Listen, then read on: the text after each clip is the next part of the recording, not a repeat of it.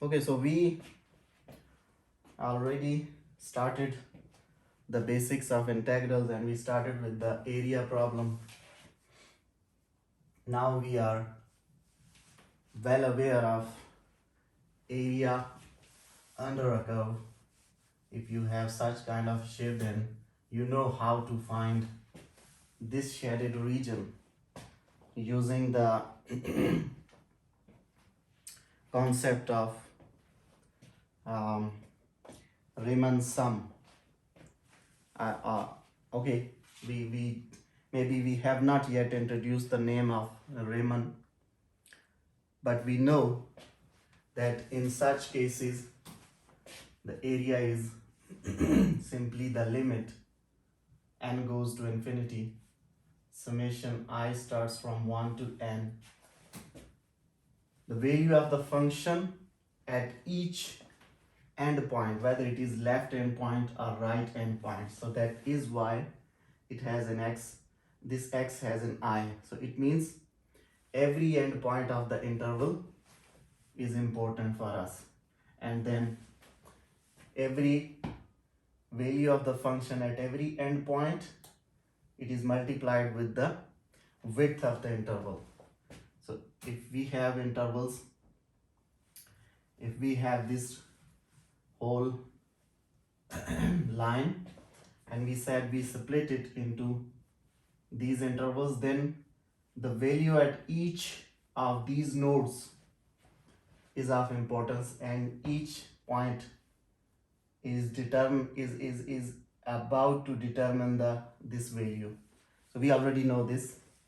Now the same concept, if we want to apply this concept to find a certain distance traveled by a particle, but traveled by an object. If we go back to the advanced mathematics 1 and going back to the initial chapters of differentiation and derivatives, we at that time we said that a distance is simply a product of what?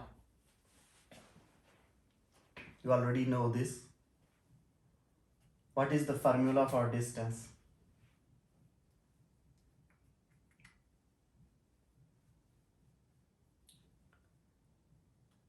How to calculate distance? If you go back to the 10th grade, you know this equation, S is equal to Vt, right? Oh yeah. Right. What is S? S is distance. Distance. V is the velocity, T is the time. But Velocity. at that time in the 10th grade, even in the last semester when we were talking about the derivatives, this S is calculated by these values where we are assuming that the velocity is constant. So if the velocity is constant mean to say, we know such kind of problems we have solved, that a car is moving at the velocity of 120 meter per second. What will be the distance covered by the car after the time 60 seconds? So this thing, we know that this is a constant speed. The velocity of the car is constant. Whether it is the first second of the time, whether it is the 20th second of the time, whether it is the 60th second of the time, the velocity of the car is 120 meter per second. Then you can apply these two values in this formula to get the distance. So it's very easy. But if I am saying that a car is moving with this kind of a data, so the distance has the formula velocity into time, you know this. But the things were very easy when we were talking about the constant velocity. Now I'm saying that if the velocity if the velocity is changing at every 5 seconds, I'm telling you, okay, this is the time, and this row is for the velocity. Now when the time is 0 second, just at the beginning of the drive, beginning of the journey, the velocity is 25. So this unit is meter per second, and this unit is second. So the time is measured in second, and the velocity is measured in meter per second. So you know these things. I'm saying when the time is, we just started, I will move the car with 25 meter per second. After 5 seconds, the velocity is 31. After 10 seconds, the velocity is 35. After 15 seconds, it is 43. After 20 seconds, it is 47. After 25 seconds, it is 45. And after 30 seconds, it is 41. So I am interested to know what is the distance covered by the car in total 30 seconds. This is total time. The total time is 30 seconds. Total T is 30 seconds. But, so the time is not an issue. Time is 30 seconds, that's it. In the previous case, the time was 60 seconds. The issue is here. I'm saying that every moving second of the time, the velocity is changing. The speed of the car is changing. I started moving with 25 meter per second. I'm not, now look at this gap. This is the same gap which we have discussed in the case of area problem. This gap is actually that small delta in the case of time. So this is here, the velocity is dependent on time. So we will talk about the delta for the time. In that case, the function was dependent on x. So we were talking about delta x. Here, the function is velocity. This is our function. F of t is v of t. This is the actual function. And this guy is dependent on the time. So this is variable, and this is the function which is depending on this variable. So this gaps is actually what? This is the small delta t which we used to have in case of area problem on that line. We said if this is the x-axis and this was 0 and this was 0.5, then I told you that yes, this distance delta x is 0.5. In this case, that delta, now here it was x, so that is why it was delta x. Here this guy named as t. So the delta will be the same symbol, but I will use it as delta t. So you have to figure out what is the variable on which the function is depending. So you will give delta to that variable. You are not bound to use delta with x always. You have to determine what is anyways. So these are the small intervals which I am interested to measure. So I am saying, what does this mean? It simply means the first interval is 0 and 5. The second interval is 5 to 10.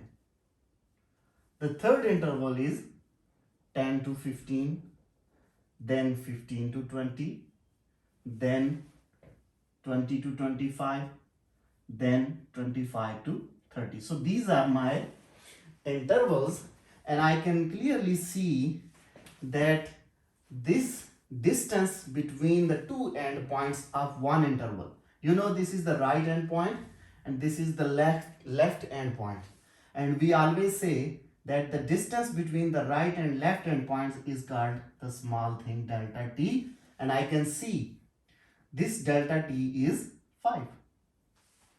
Similarly, this is 5, this is 5, this is 5. So time is not a problem. Delta t is fixed. That is what we have a rule that we will always split the intervals in a fixed width. So the width is same 5. Every interval has a 5 width. But the problem is coming here. This formula was applicable if the speed remains constant at every second of this whole time interval. If, for example, I started from 25, then at 0 it should be 25, at 10 it should be 25, at 20 it should be 25, then you can apply this formula. But here the problem is every second is changing the velocity, but I'm not interested at the first instance. I'm not interested to look at every second.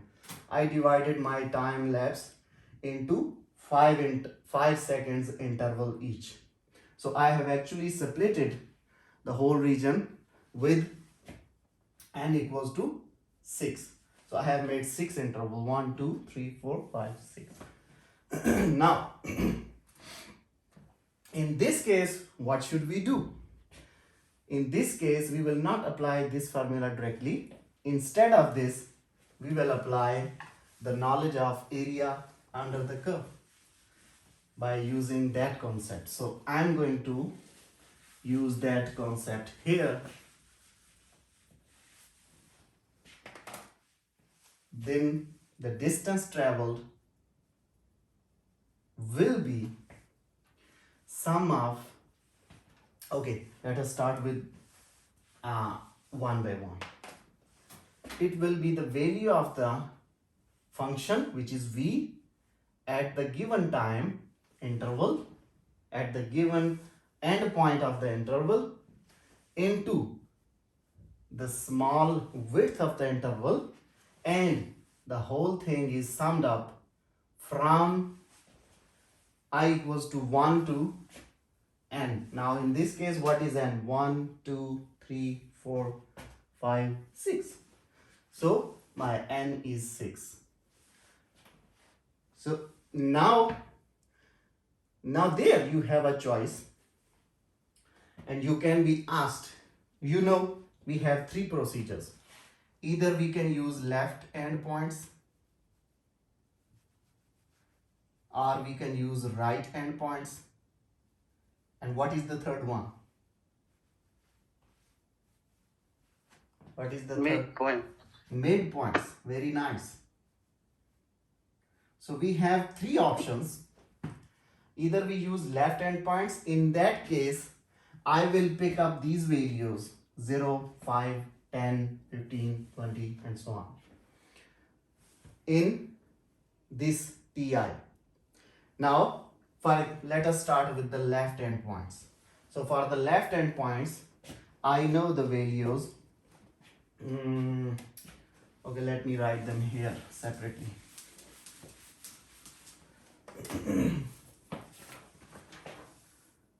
0, 5, 10, 15, 20, 25, 30.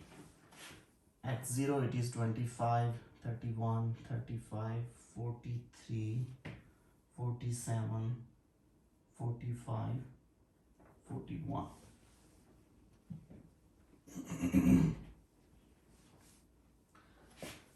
The first row is the time and the second row is the velocity. Now I want to apply the first rule, picking up the left end points. In that case, I will start with these points and I will finish at 25. I will not pick up the 30. That is the only difference. If you pick up the left hand points, then you will pick up this guy and this guy, this guy, this guy. The rightmost will be skipped. You know this. So in that case, I'm going to open this sum. So it will be v at the first point t1 into delta t plus v at t2 delta t and so on, v at t6 into delta t. Now, what is the velocity at t1? So I can replace this thing with the value. The velocity, my t1 is now in this case this guy. This is t2, this is t3. Okay, we can write them in the intervals 0, 5, 5, 10, 10, 15, 15 to 20, 20 to 25, 25 to 30. Now, in this case, the first case, I am only interested in these points, the left hand points. So I will pick them up one by one. For this guy, the velocity at t1, I know the value of velocity at the point t1. t1 is 0. At 0, the value of velocity is 25. So I can replace this guy with 25.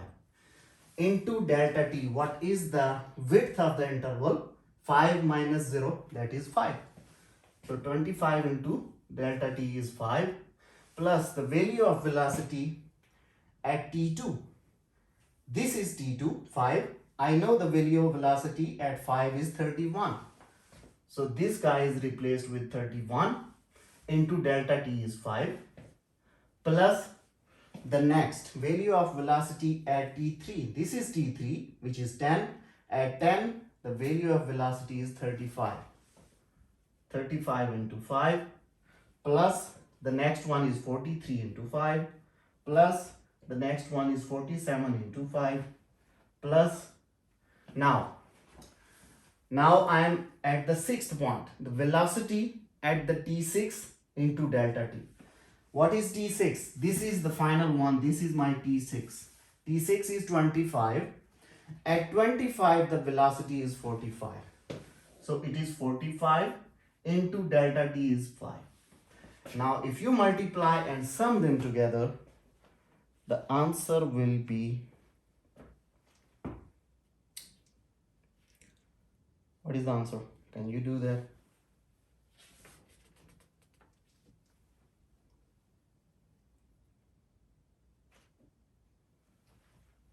What is the result for this? It will be what?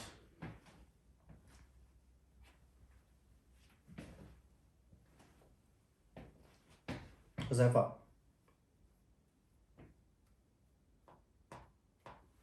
Yeah, I'm doing it. One second.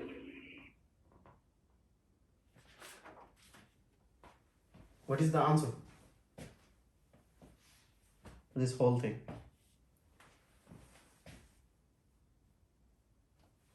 $11.30. Okay.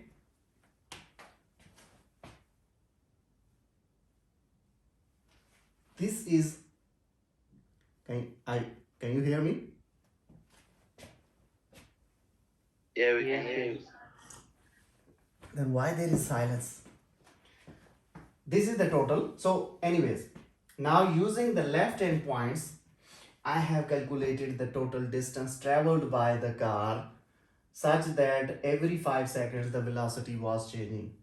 So this distance using the left hand points is 1130. Similarly, if I use the second concept using the right hand points, then in that case, this formula will be the same, but the points will change. Your first point will be 5, second will be 10, then 15, and so on up to 30. So now this will be T6 and this guy is T1. So you are actually starting from 5. Now this value, so the first answer is 1130 using the left end points. Now the formula will be the same, but the end points are changed. Now we are using the right end points. So the value of velocity at the T1, in this case, the first right end point is 5. So the first value will be value of velocity at 5. At 5, the velocity is 31. So it will start from 31 into 5 plus 35 into 5 plus so on. And the T6, the final point, is 30. And what is the value of velocity at 30? It is 41. So the final point will be 41 into 5. When you sum them up together, the answer will be 12 10. This is the answer using the right endpoints. This was the answer using the left endpoints. Now, if the third choice is if you use the midpoints, then whatever the answer will be, let me say, using the midpoints, using the third choice, let me say the answer is Z, any number, then it will be between these two digits. And you know why this happens? Can you tell me why this guy will be in between these two?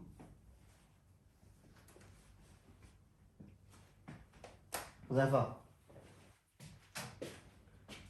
Because the one is the minimum it can be and the other is Yeah. maximum.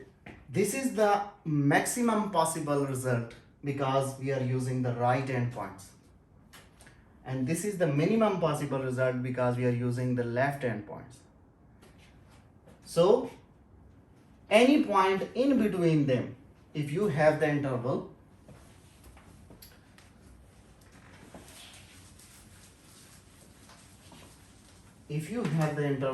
any interval, xi minus 1 and xi, these are the two consecutive points on any line. This is the final point, this is the one less that point. So these are the two consecutive numbers. For example, 1, 2, then 1 is xi minus 1 and 2 is xi. Anyways, so by using this point, this is the final point of this interval, whole interval. In that case, it was AB, the whole big interval. This is the final point of this whole interval, and this final point gave me an answer 1210. And this is the initial point of this whole interval. This guy gave me 1130. Now, this is actually, if you go back to the set theory, this is the minimum of this whole set of this interval. And this is the maximum of this. What is the definition of minimum and maximum? A maximum number of a set, member of a set, is that number after which there is no further element of the set. And a minimum is that guy before that there is no element of the set.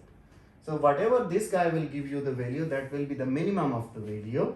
This will be the maximum of the value. Now if you are using the midpoint rule, or any number somewhere in between these two guys, then the answer will always be in between these two guys because of the minimum and maximum.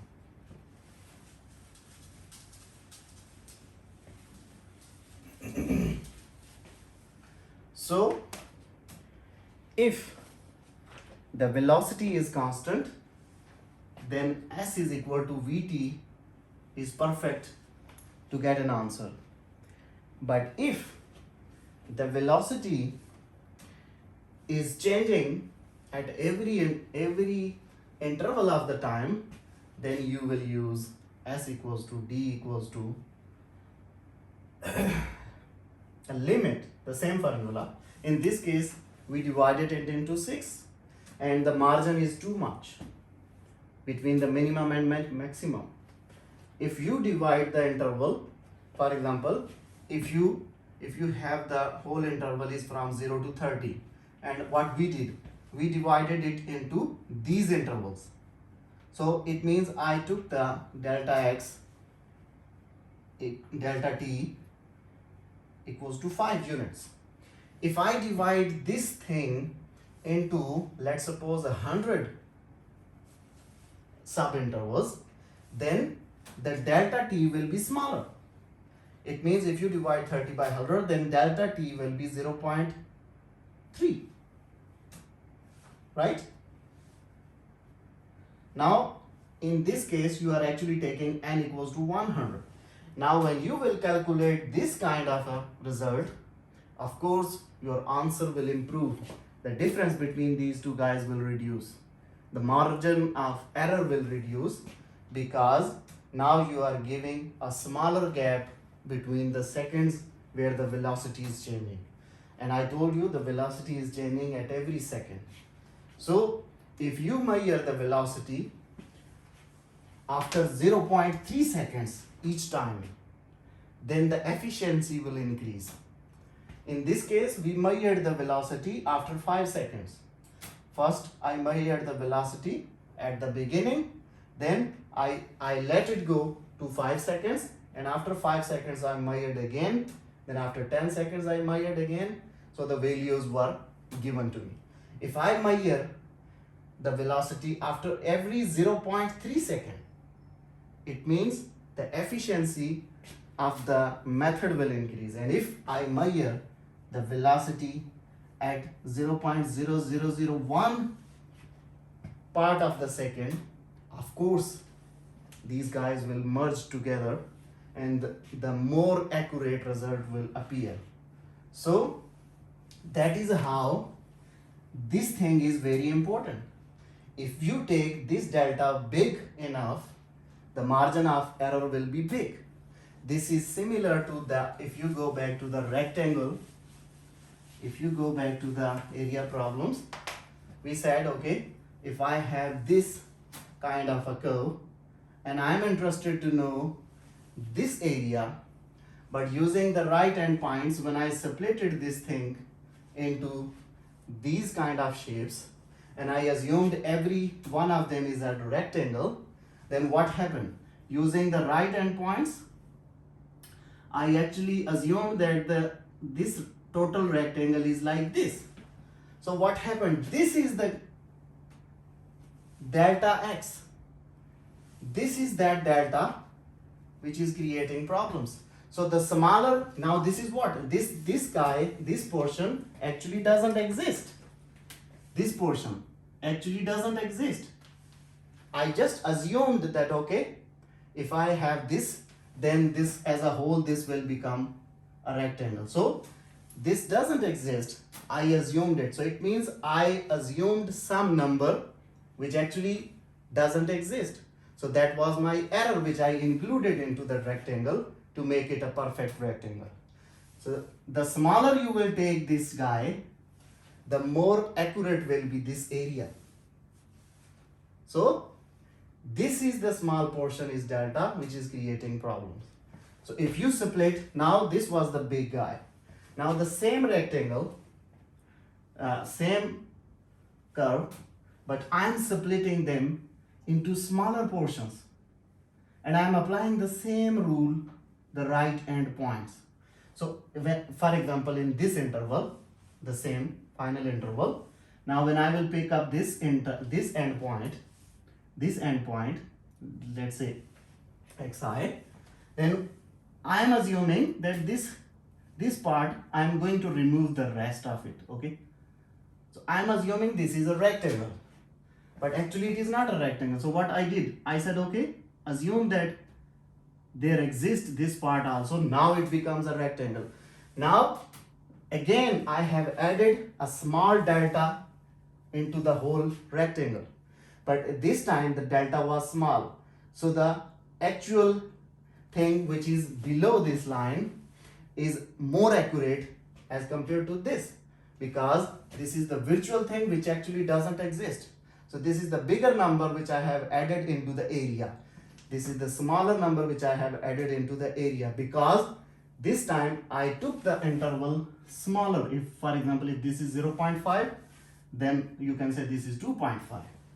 So the smaller you will split the region, the smaller you will take this part of the bread to complete it, the smaller will be the margin of error and more accurate will be the value for this section below this. Similarly here, below this value will be more accurate. It will never be perfect. It is always approximate, but this time it is less, the error is less. This time the error is more because I have added a larger number to complete it. Here I have added a smaller number to complete it. But in both cases I'm making it a rectangle to make it a perfect rectangle. Yeah.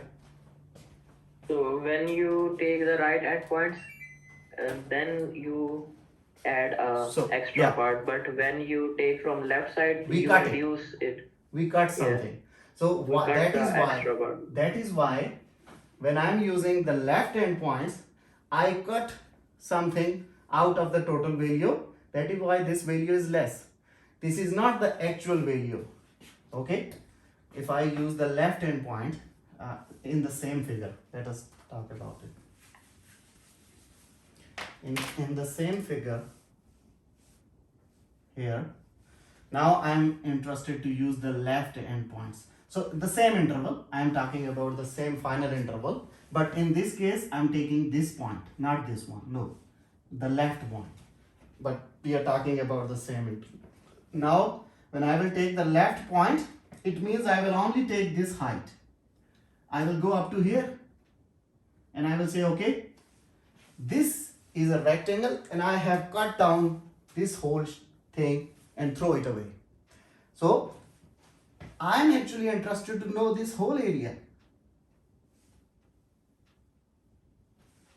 But my left hand point does not allow me to go up because the left hand point ends here.